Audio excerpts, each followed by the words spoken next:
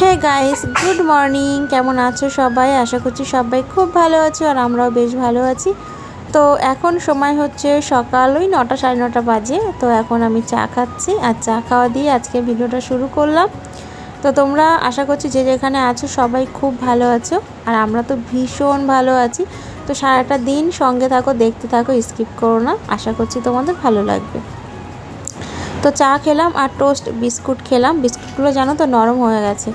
4-5 দিন আগে তোমাদের দাদাভাই নিয়ে এসছে, যদিও প্যাকেটটা আজকেই খুললাম। তো খুলেই দেখছি না বিস্কুটগুলো নরম হয়ে গেছে। একে টোস্ট, তারপরে যদি আবার নরম হয়ে যায়, খেতে ইচ্ছা করে বলো তো? তবুও একটা খেলাম, কারণ সকালবেলা না খালি পেটে শুধু লিকার চা খাওয়াই যায় না। শুধু লিকার চা খেলে না প্রচণ্ড গা গোলায়, ওর জন্য একটা বিস্কুট তো তার সঙ্গে লাগেই। তো যাই হোক, চা বিস্কুট খেয়ে চলে এসেছি রান্নাঘরে অনেক বড় সড়ো একটা কাজ সারতে। সেটা হলো কচুরলতি কাটা। বাপরে বাপ, কতটা সময় যে লাগে এই কচুরলতি কাটতে কি বলবো আর। তো যেদিন কচুরলতি রান্না হয় চেষ্টা করি আগের দিন রাতে কেটে নেওয়ার বা একটু সকাল সকাল রান্নাঘরে ঢোকার, কিন্তু আজকে তো আর সেটা হলো না। চা খাওয়ার বেশ অনেকক্ষণ পরেই কিন্তু আমি রান্নাঘরে ঢুকেছি। আজকে আমার রান্না বসাতে বসাতে 1টা বেজে গেছিলো, মানে এই কটা কচুরলতি কাটতে গিয়ে। তো কচুরলতিগুলো এনেছিলাম বাপের বাড়ি থেকে বেশ অনেক দিন আগেই। তো কেমন জানি শুকিয়ে শুকিয়ে মতো গেছে, তবে খেতে কিন্তু ভারী টেস্ট হয়েছিল। তো দেখো বন্ধুরা, তারপর তোমাদের দাদাভাই নিয়ে এসছে মাছ, হচ্ছে কী মাছ বলো তো? মধু ট্যাংরা। ওফ, আমার তো ভীষণ প্রিয় একটা মাছ, দারুণ লাগে খেতে। আর এই দেখো কচুরলতিগুলো আমি হালকা করে একটু সেদ্ধ করে নিয়ে একটু রসুন থেতো করে আর কাঁচা লঙ্কা দিয়ে ভাজা ভাজা করে নিচ্ছি। কি দারুণ যে লেগেছিল খেতে। আর মাঠের কচুরলতি তো অসাধারণ টেস্টি। এটা তোমরা বাজার থেকে কিনে খেলে না এত টেস্টি হবে না কখনোই। তো এদিকে আমি মাছের জন্য আলু কেটে রেখেছি, ওইদিকে মাছ ভাজা হচ্ছে। আলু আর পেঁয়াজ একসঙ্গে কেটে রেখেছি, এটাই তেলের ওপরে দিয়ে ভাজা ভাজা করে নিয়ে মশলা দিয়ে দেবো, মানে আদা জিরে পেঁয়াজ রসুন দিয়ে দেবো, তার সঙ্গে তেজপাতা। তো আলু বেশি হয়ে গেছে জানো তো, আমি না একদমই ভুলে গেছিলাম যে মাছ হলো একবেলার মাছ। তো একবেলার মাছে এত আলু লাগে না, বেশি আলু হলে কিন্তু খেতেও ভালো লাগে না, তাই না? আর এদিকে তোমাদের দাদা ভাই আর আমার শ্বশুরমশাই দুজন তো একদমই আলু খায় না। তো আমরা 3 জন খাবো, আমি মা আর মনা। তো ওর জন্য কিছু আলু তুলে রাখলাম। তো দেখো বন্ধুরা, আমার কচুরলতি কিন্তু রেডি হয়ে গেছে আর মাছেরও কষিয়ে নিয়ে ঝোল দিয়ে দিয়েছি। তারপরে এদিকে তোমাদের দাদাভাই আর মা একটা কাগজ খুঁজছে, মানে মায়ের প্যান কার্ড খুঁজছে। তোমাদের দাদাভাই কী করে বলো তো? তো আমাদের সবার আধার কার্ড, আই কার্ড, প্যান কার্ডের ছবি না ফোনে তুলে রাখে, কখন কোনটা কাজে লেগে যায়। অনেক সময় কোথায় রেখেছি বা কোথাও একটা গেল দরকার পড়লো, তো ফোন থেকে বার করে দেয়। তো ওটাই মা খুঁজছে আর তার সঙ্গে আমিও বসে আছি। আমি নিইনি। তো চলো বন্ধুরা, আমার রান্না প্রায় শেষের দিকে, আর যেটুকু হয়েছিল সেটুকু দিয়ে বাবাকে খেতে দিয়ে দিলাম, মানে ঝোলটা ফুটে উঠেছিল তখনই বাবাকে দিয়ে দিয়েছি। আমার খিদে পেয়ে গেছে আর আমি একটু শ্যাম্পু করবো, চুলটা এত আঠা না, আমার নিজেরই মাথা পুরো ভারী হয়ে রয়েছে।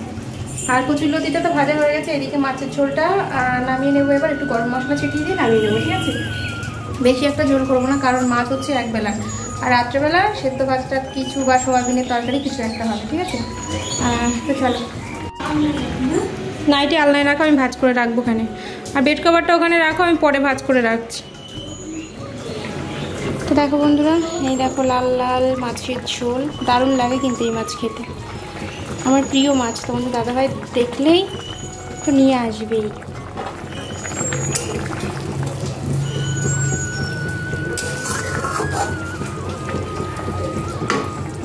এতটা ঝোলও লাগবে না, খাবো তো 3 জন।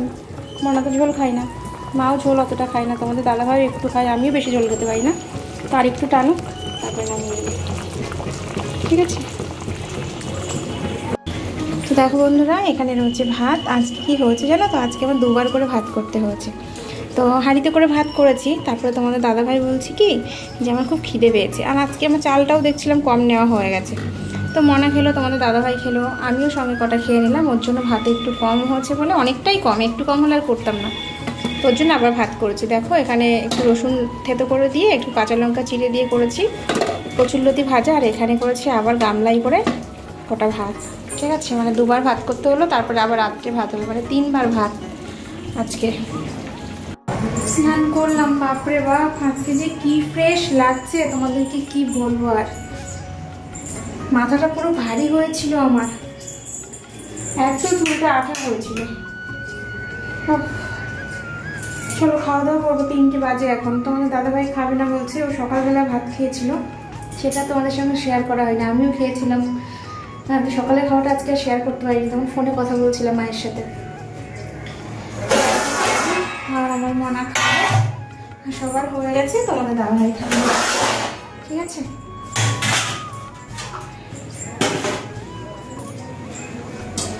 আর বাসন ধোয়া হয়নি, এই রান্নার পরে যদি বাসন ধুতে যাই না তাহলে আমার শ্যাম্পু হয় না, কারণ শ্যাম্পু করে স্নান করতে গেলে 1 ঘন্টার আগে কোনো মতে হবেই না। সপ্তাহে 2 দিন করে আমার হাতে সময় রাখতে হয় শ্যাম্পুর জন্য, সপ্তাহে 2 দিন করে শ্যাম্পু করি আমি। আগে করতাম 1 দিন, চুল ক্লিন করার আগে 1 দিন করে শ্যাম্পু করতাম, এখন 2 দিন করে করতে হচ্ছে। পার্লার থেকে বলেই দিয়েছিল 2 দিন করে শ্যাম্পু করবো, তাই করি, ঠিক আছে? এখন কি মনে হচ্ছে জানো, ভাত না করলেই ভালো হতো। এখন ভাত করে বেশি হয়ে গেছে, ভাত অল্প একটু হয়তো কম হতো, কিন্তু হয়ে যেতেই বাবা।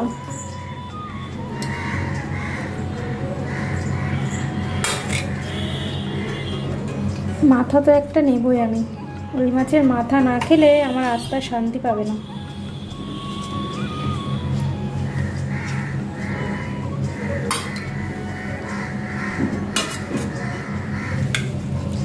মনে 1 পিস, আমি 2 পিস।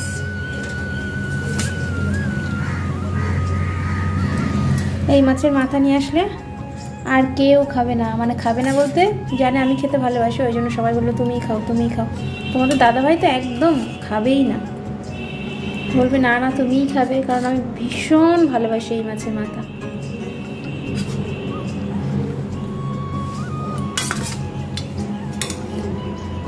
এই মাছটা তোমাদের দাদাভাইয়ের জন্য রাখবো, আর এটা সন্ধ্যাবেলা বাবার হয়ে যাবে, রাত্রেবেলা, ঠিক আছে? আর আমাদের জন্য আলাদা রান্না হবে। চলো নিয়ে যাই ঘরে।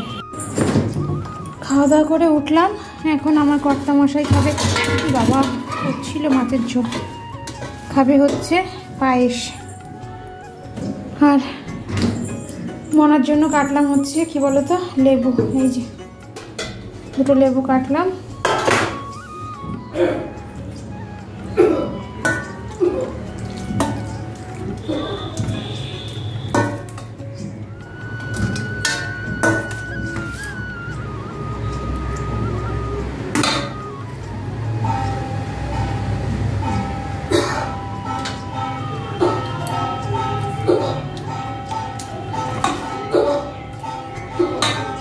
দেখো সবটুকুই একবারে বেড়ে দিলাম। এই বাবা চামচ দিতে ভুলে গেছি, একটা চামচ খুঁজে পাচ্ছি না, ভাবা যায়? দাঁড়াও,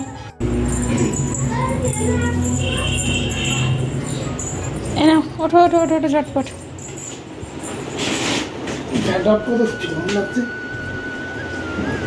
পুরোটাই দিয়ে দিয়েছি, আর নেই কিন্তু, কিন্তু কাটা চামচি যতটা পারো খেয়ে নাও, পারলে খেয়ে নাও। আরে একটা চামচও খুঁজে পাচ্ছি না, একটাও নেই। পারা যায় বলো? মনা আসো,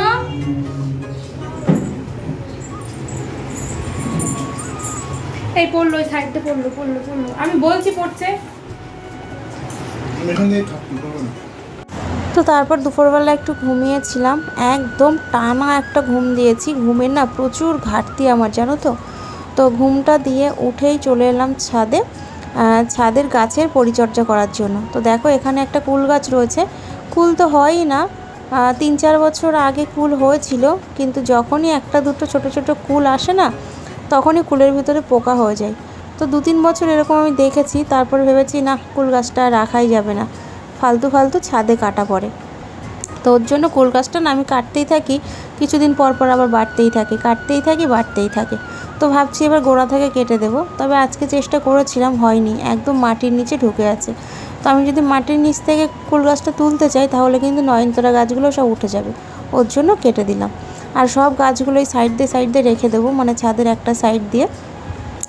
তো গাছগুলো না প্রচুর ভারী, কারণ এই ট্রেতে না প্রচুর মাটি ধরে, প্রচণ্ড ভারী। তো আমার ছেলে বেশ কয়েকদিন আগেই এই টালির চালের নিচে ফুল গাছগুলো রেখেছিল, তো ওখানে দেখতে না অতটা ভালো লাগে না। তো ভাবি ওখান থেকে সরিয়ে সব গাছগুলো এক সাইড করব, তো আর সময় হয়ে ওঠে না, সময় অ্যাকচুয়ালি না, মানে কুড়েমি করেই করা হয় না। তো ভাবলাম চলো আজকে ঘুম থেকে উঠে ফ্রেশ লাগছে, তাহলে আমি করেই নিই। তার সঙ্গে তো আমার পুচকুটা রয়েছেই। আর মা দেখো ওইদিকে বাসন ধুচ্ছে, কারণ আজকে আমি আর রান্নার পরে না বাসন ধুতে পারিনি। আজকে ওই যে শ্যাম্পু করবো বলেছিলাম, শ্যাম্পু করে স্নান করতে গেলে আমার তো 1 ঘন্টা লাগেই, তোমাদেরকে বললাম। তো ওর জন্য আর বাসন ধুতে পারিনি। তা মা ওইদিকে বাসন ধুচ্ছে, আমি এইদিকে গাছগুলো, এই যে লেবু গাছের আগাটা কেটে দেবো, কুল গাছ, পেয়ারা গাছ, এগুলো সব সুন্দর করে কেটে, মানে যেটুকু রাখার মতো রেখে তারপর হচ্ছে সব টবগুলো এক সাইড করে রেখে দিলাম। দিয়ে তারপরে ছাদটা সুন্দর করে একটু ঝাড় দিয়ে নেব। ছাদটা পরিষ্কার থাকলে কিন্তু দেখতে অনেক সুন্দর লাগে, তাই না? আর বেশি একটা ঝাঁটও দিতে পারি না আগের মতো এখন আর, কারণ ঝাঁটা না পুরো খুলে গেছে, ভেঙেও গেছে।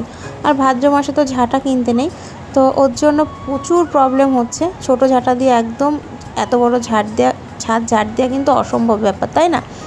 আর আগে শুনেছি, মানে একজন বলছিল যে লেবু গাছ আর তুলসী গাছ নাকি একই জায়গায় রাখতে নেই। যদি তোমরা ভিডিওটা দেখো বা আমার কথা তোমাদের কারোর কাছে পৌঁছায়, অবশ্যই কিন্তু তোমরা বলো এই কথাটা, যে সত্যিই কি লেবু গাছ আর তুলসী গাছ একসঙ্গে রাখতে নেই। প্লিজ তোমরা কিন্তু আমাকে একবার জানিও। তো দেখো সন্ধ্যাও হয়ে গেছে, তো মা এদিকে সন্ধ্যা দিতে চলে গেছে, আর আমি সোনা পাপার হাত পা ধুইয়ে ফ্রেশ করিয়ে ওকে, আমিও নিজে ফ্রেশ হয়ে তারপরে চলে এলাম একটু হরলিক্স করতে। তো প্রচণ্ড দুর্বল আমি, মাথা ঘুরছে, আমার ছেলেও দুর্বল। তো তার জন্য প্রতিদিন সন্ধ্যাবেলা আমি আর আমার ছেলে কিন্তু একটু করে হরলিক্স খাচ্ছি। যদিও আমি একদম ভালোবাসি না, কিন্তু তোমাদের দাদাভাইয়ের বকার চোটে আমাকে খেতে হচ্ছে। তারপরে দেখলাম তোমাদের দাদাভাইও চলে এসছে, আমি বললাম তাহলে চলো তুমি একটু খাও। আর আমার শাশুড়ি মা তো প্রচণ্ড বকাবকি করছে, বলছে শুধু হরলিক্স খেলে হবে না, প্রতিদিন সকালে কিন্তু ডিম সেদ্ধও খেতে হবে। তো আমি আগে কয়েকদিন খেয়েছিলাম, 3-4 দিন মতো, তারপরে না একদম ইচ্ছা করে না, ভীষণ কুড়েমি লাগে, আর খাওয়া হয় না। তবে এবার বকাবকি করছে, তো তোমাদের দাদাভাই বললো ঠিক আছে, 1 ট্রে ডিম নিয়ে আসবো, সকালবেলা তুমি আর মনা সেদ্ধ করে খেও। তো যাই হোক, হরলিক্স খেতে তো আমি একদম ভালোবাসি না, তবে এই 2-3 দিন হলো খাচ্ছি, বেশ ভালোই লাগছে। মানে পাতলা করে খেলে একটু ভালো লাগে, হালকা হালকা মিষ্টি থাকে, কারণ আমি তো মিষ্টি খেতে ভালোবাসি না, তার জন্য।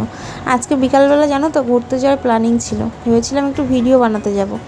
ওই যে ঘুমের জন্য হলো না, এত ঘুম পেয়েছিল আর কি বলবো। আর এই কদিন তো বৃষ্টির জন্য বেরোতেই পারছি না। এই তো আজ থেকে 8-10 দিন আগে একবার বিকালবেলা একদিন রেডি হয়েছিলাম, তো যেতে পারিনি। তো তারপর থেকে না একদম মানে মনই চায় না যেতে। তো আজকে একটু মন চেয়েছিল ওই সকালবেলার দিকে, তারপর বিকালবেলার দিকে তোমাদের দাদাভাই একটু কাজের দিকে বেরিয়েছিল, আর আমিও ঘুমিয়ে গেছিলাম। ওর আমাকে ডাকেনি, আমার আর যাওয়া হয়নি। তো যাই হোক ভালোই হয়েছে যাইনি, কারণ আমার প্রচণ্ড মাথা ঘুরছিল, মানে বিভৎস শরীর খারাপ করছিল। গেলে যে কি হতো আর কি বলবো। যাই হোক ইচ্ছা ছিল একটু ক্যাফেতে যাব, যে ক্যাফেতে আগে গেছি তোমরা দেখেছো, সেই ক্যাফেতে যাওয়ারই ইচ্ছা ছিল। তো যাই হোক যাইনি, আগেই বললাম, ভালোই হয়েছে। যখন যেটা হয় তখন সেটা ভালোর জন্যই হয়, এটা তো আমি ভাবি, সেটা যাই হোক না কেন আমার সাথে, আর যেরকমটাই হোক না কেন। তো এখন একটু মাঝে মাঝে বিকালবেলা ঘুরতে আর হয়তো 1-2 দিন যদি যেতে পারবো, তারপরে আর পারবো না। কারণ ছেলে তো এই কদিন টিউশন মাস্টার ছাড়িয়ে দিয়েছি, তো নতুন করে আর একটা মাস্টার দেখা হয়েছে, 2-1 দিন পর থেকেই আসবে।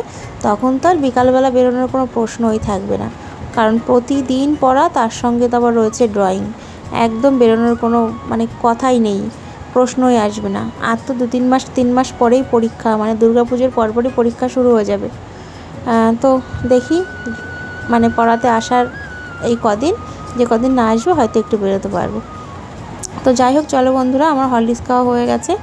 তারপর ছেলেকে নিয়ে বসিয়েছিলাম একটু পড়াতে, পড়িয়ে বাপরে বাপ কি বলবো তোমাদেরকে, ওই আধা ঘন্টা মতন বসেছি নিয়ে, তারপর এত মাথা ঘুরতে লাগলো, চোখে মুখে পুরো অন্ধকার হয়ে গেল।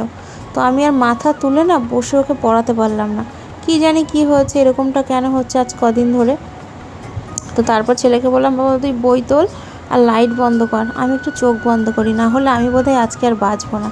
তো আমার সোনা বাবা সেটাই করলো। তারপর দেখো তোমাদের দাদাভাই বাজারে গেছিলো, আমাকে না বলে নিয়ে চলে এসছে চাউমিন। আমার তো একদম খেতে ইচ্ছা হচ্ছে না, তবুও নিয়ে এসছে, কী আর করবো, একটুখানি মতো খাবো। আর চাউমিনটা না হেভি টেস্টি ছিল জানো তো। বললাম শোনা আর একটু নিলি না, তো নিয়েছিস, তাহলে এখন ওইভাবে খাচ্ছিস কেন? আছে গামলায় দেখি, নেই তো।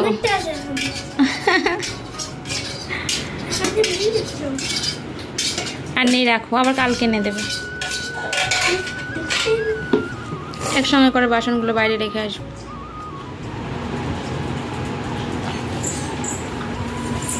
ঘরটা ঝাড় দিতে হবে, প্রচণ্ড নোংরা হয়ে গেছে ঘরে।